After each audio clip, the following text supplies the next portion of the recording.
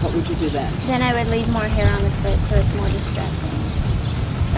The prettier the foot, the tighter you can peel it back. An area. I comb all this up. I take it down tight right by the pad, the big, large pad at the back of the foot. Then I tend to taper this slightly. Stay. And depending on the size of the dog, depends on how high I go up.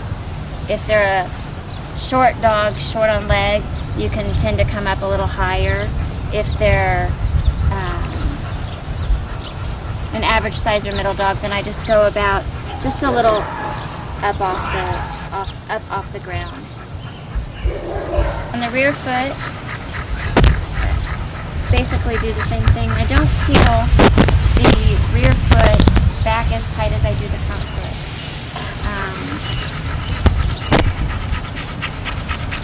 Usually they have a little smaller foot in the rear anyway, and sometimes dogs will rock back onto their feet when you're showing them on their rear feet.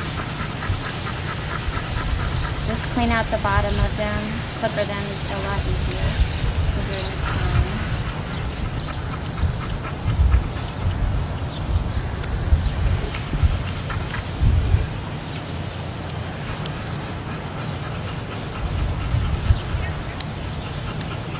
So when you say you don't take them back as far, you're leaving more on the front of the I foot?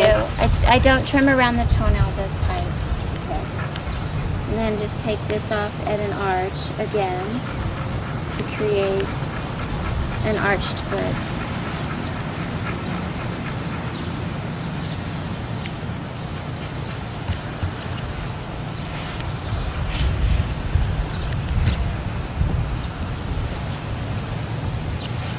Okay.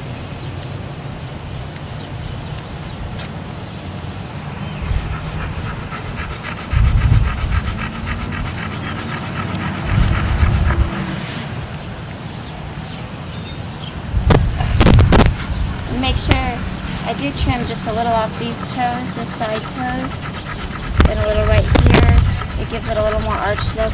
Make sure you do the same thing on the inside of the foot as well.